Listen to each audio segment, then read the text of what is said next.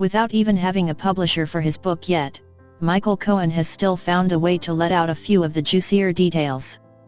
Believing that Trump had him thrown back in prison to prevent the book from being released, he included a few details in the lawsuit, just enough to give everyone some interest in it. Donald Trump's former attorney has been saying for over a year that he had more information about the president.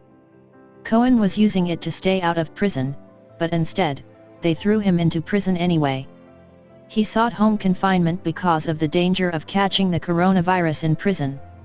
He earned the release but was thrown back in very quickly with some questions surrounding the reasoning. Some of the details of the book are included in a lawsuit that was filed to earn him a second release from prison. He claims Trump made racist comments about former President Barack Obama and the late South African leader Nelson Mandela. Cohen was rearrested on July 9, less than 2 months after he was cleared to serve the rest of his 3-year prison sentence on home confinement. His attorneys allege his First Amendment rights were violated when he was detained at the federal courthouse in Manhattan while meeting with probation officers. They asked him to sign a gag order that would prohibit him from speaking to the media, posting to social media, or publishing his book while he was on home confinement. The suit names Attorney General William Barr and Federal Bureau of Prisons officials. An initial hearing was scheduled for Thursday and assigned to U.S. District Judge Alvin Hellerstein in the Southern District of New York.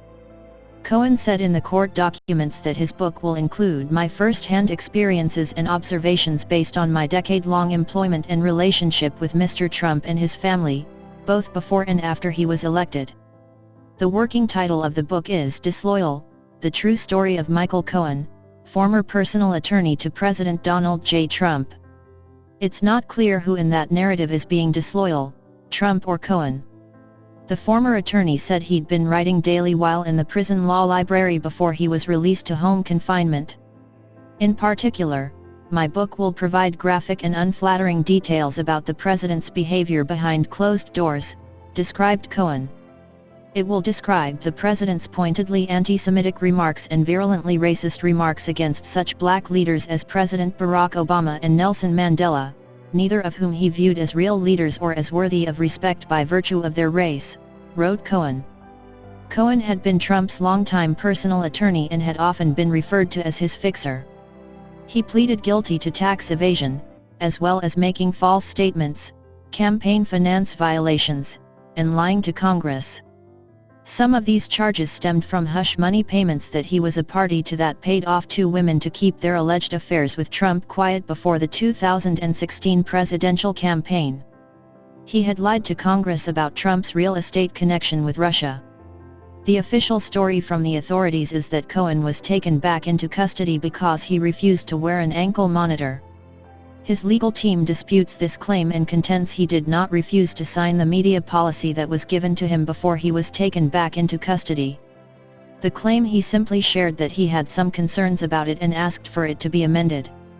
Attorneys from the American Civil Liberties Union and former federal prosecutor Donya Perry are part of Cohen's legal team. The team alleges that his home confinement was revoked because of his plans to publish his book.